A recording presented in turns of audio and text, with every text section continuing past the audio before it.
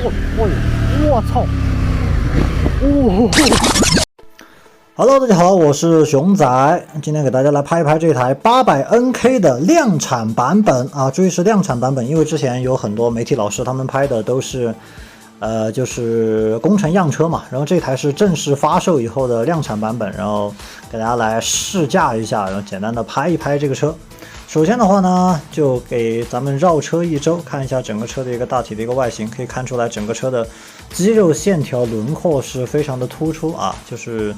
说白了，确实就是有一点像欧洲车的那种设计。春风的整个的设计风格，其实在国内的整个车型的设计当中算是一线的啊，咱不说第一、第二嘛，至少是一线的，就是确实比春风好看的没几个。所以整个春风的外形，其实你是可以不用担心的。然后就是它的车钥匙啊，这个车钥匙现在都流行这样的一个折叠车钥匙，它的钥匙比较简洁，看起来比较高级，上面就只有中间有一个按键，然后是一个弹出式的一个钥匙设计，我觉得外形挺好看的，拿在手里面大小也刚刚好，但是它没有那些花里胡哨的功能。钥匙呢就是这样的一个样子，然后就是看一下整个车的一个车头。这个车的车头的话是现在春风标志性的一个 Y 字形的一个大灯，就是看起来是一个 Y 嘛，字母 Y， 然后上面是3条 LED 的灯带，然后下方的话是一个 LED 的一个主灯，它中间有一个灯珠啊，就是它主要照明是靠这个，上面的那个灯带的话主要是一个示宽灯的一个作用。点亮的话呢就是像这样的一个效果啊，点亮以后其实看起来还是不错的。侧面的话呢就是一个LED 的一个转向灯啊，它全车的灯所有的都是 LED 的形式，然后车尾也差不多，然后屁股上的尾灯的话也是一个，它这个更偏向于 T 字形啊，不像 Y 字形，更偏向于 T 字形，它结构上也是3条灯带，然后中间有3颗灯珠，然后主要是点亮，但是这个刹车尾灯的话也跟过去的那个尾灯的形状不一样啊，现在这个是一个全新的设计风格。减震器的话是一个 KYB 的黑色的倒置前叉啊，是可调的，看起来非常的粗壮，然后具体骑行的感受的话我们等一下再说。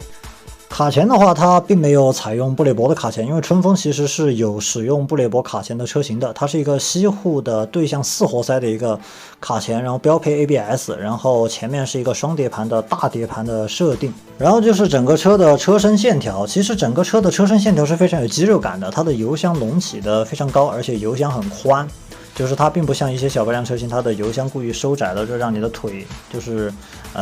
就夹的中间有点空的那种感觉。这个的话油箱很宽，你腿夹得很实，甚至有点往外摆。然后它的这个鸡翅膀的话也向外扩的特别的开，特别的有肌肉感。其实春风这一套设计风格在它的新款的 250NK 上就已经开始采用了，但是这台车虽然说设计风格是类似的，但是这台车明显比250的那个整体的感觉要壮硕很多，而且它这方面这些油箱的副板啊、外壳啊，这些都是塑料的啊。现在这种运动车没有人会用这种金属的，而且它的车架侧板上还带一个这种 USB 的一个充电头，然后下面这个地方是装那个防冻液的，这个地方有一个夹住口。关于这台发动机的话呢，其实就是 800MT 上那一台同款的，也就是 KTM 790上那一台同款的发动机，因为春风现在跟 KTM 有深度合作嘛，然后这台发动机的话就是毫不吝啬的说是现在国产车里面你可以买到的同级别运动车里面最强的发动机没有之一啊，看一下那边的 800MT。然后关于这台发动机，因为大家知道这是没有 TC 的版本，那么这样的一台暴力的发动机在没有 TC 的情况下，它的可控性的话，等一下咱们在试驾部分慢慢聊吧。后轮这边配备的刹车也是西护的卡钳，是一个双活塞的。然后这个卡钳的话，其实跟前面的西护其实可以理解，因为现在这个车的价格已经降到了一个非常低的一个地步，4万多。其实比一些国产的 600cc 还要便宜，然后比它同价的，就是跟它同价的进口车都是些什么车？400级别的、300级别的，对吧？所以同价位来说，你比一下，这是一个800cc 的 KTM 发动机的这样的一个大排量的一个街车的话，其实性价比真的非常高。那么它在一些刹车啊这些卡钳上不选择像布雷伯这样高价位的品牌的话，其实也可以理解。排气管的位置跟 KTM 的790差不多，就是这样一个单面的尾排的一个设计，只不过它做了2个出口。这个排气管的外形的话，讲实话我个人不是很喜欢。它如果后期可以改成就是像碳纤维的天蝎啊，或者其他的一些排气管放在这个地方，我觉得可能角度向上一点会更和谐一些。然后这个是高配版的仪表啊，高配版的仪表。给大家开机看一下，是一个很有仪式感的一个 logo， 然后整体的显示效果啊、清晰度啊这些都不错。其实这个仪表的大小看起来是有一些突兀的，因为它尺寸太大了，就像一个 iPad 放在前面，跟我们一般意义上理解的摩托车的仪表就不太一样。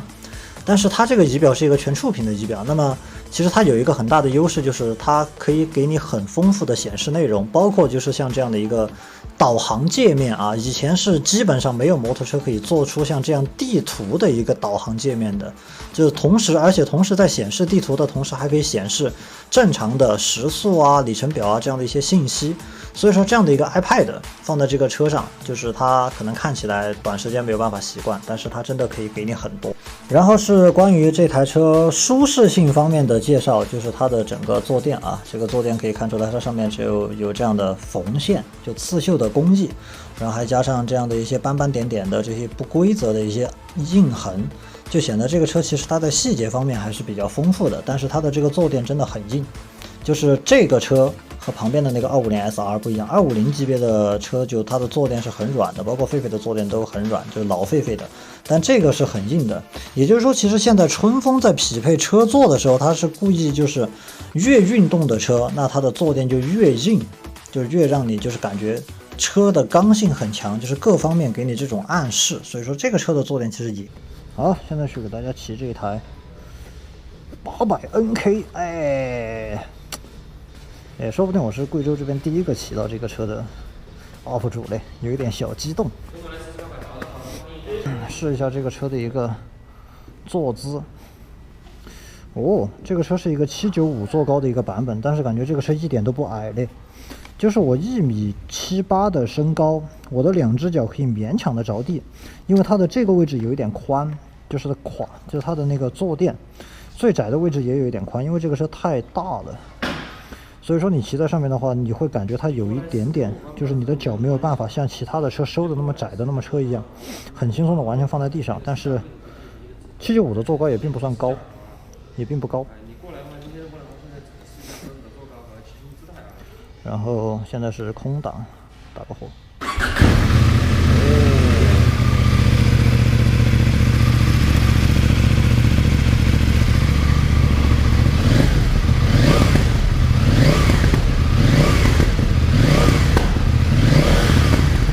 会放炮。